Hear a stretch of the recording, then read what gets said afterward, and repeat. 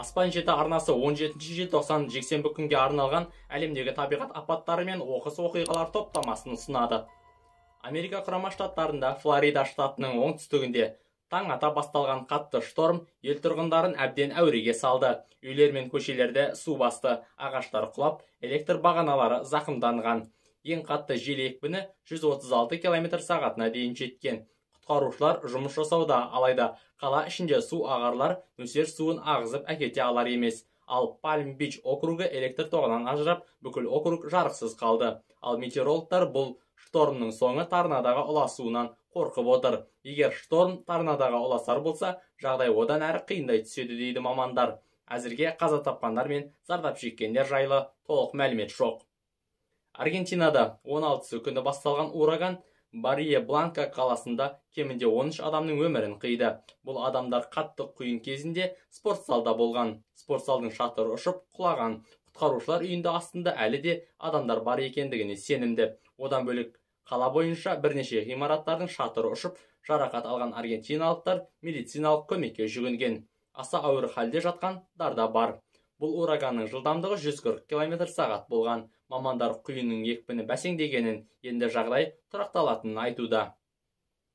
Жапонияның Хакодате қаласына жақын маңдағы жағалауға 1200 тоннаға жуық өлі балық шығып қалған. Ел тұрғындарымен қоса мамандар да бұл көріністі көріп жағасын ұстауда. Ғалымдар балықтардың жаппай қырылуы су температурасының күрт суынан болуы мүмкін деген алдын ала болжамын жасаған. Ал экобелсенділер балықтардың жаппай қырылуына Фукусима атом электр станциясына шыққан қалдық судың теңізге құйылуын кінәлайды. Ал станция басшылығы ол су әбден тазартылған деп ақталуда. Өлі балықтардан сынама алынып тексеруге жіберілді.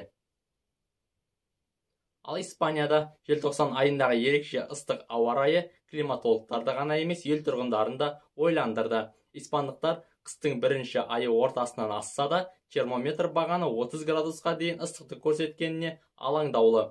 Биыл жазда испандықтар ыстықтың 4 екпінін өткізген, елде жаз құрғақшылық әкелген. Ал енді қыста да бүгінгі ауа температурасы 29 градусты көрсетуде. Метеорология агенттігінің хабарлауы бойынша, осы ай ел тарихындағы ең ыстық желтоқсан болып тіркелуі мүмкін.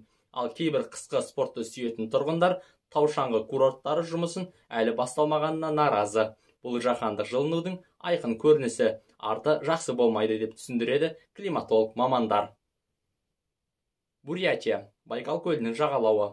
Сейсмолог мамандар 4,1 балдық жер сілкінісін тіркеді. Осы сәтте бірыңғай геофизика қызметінің Байкал филиалы қуаты 4-5 балға дейін бірнеше жер сілкінісі болғанын хабарлады. Жақын маңдағы елді мекен тұрғындарына жер сілкінісін сезілген, бірақ қирау, құлау және адамдардың зардап шегу оқиғалары тіркелген жоқ деп хабарланды. Белоруссия астанасы Минскте қар аралас жаңбырдан соң күн суытып, қала мұз жамылды. Қала көшелерін қар мен мұздан тазалау жұмыстары жүргізілуде.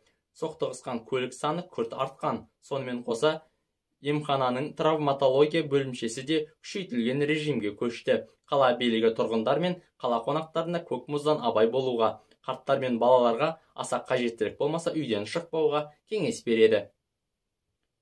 Ресей Федерациясының азаматтық авиациясы күрт қысқарды. Ресей қалалары арасындағы авиарейстер қысқарып, кей бағыттар мүлдем тоқтаған. Мұны Ресей тарапы Еуропа елдері мен Америка құрама штаттарының Ресей азаматтық авиациясына метеорологиялық қызмет көрсетуден бас тартқаны себеп деп түсіндіреді. Алайда тәуелсіз сарапшылар Ресей авиациясындағы дағдарысқа метеор жағдай емес, Еуропа санкциялар әсер етуде деп санайды.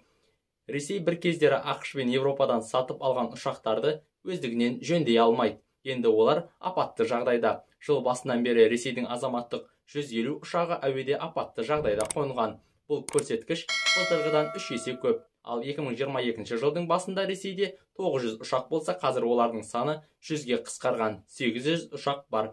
Ұшақтар негізінен қозғалтқышы мен шасси бөлігі істен шығып жатыр. Ал оны Ресей өздігінен жөндей алмауда.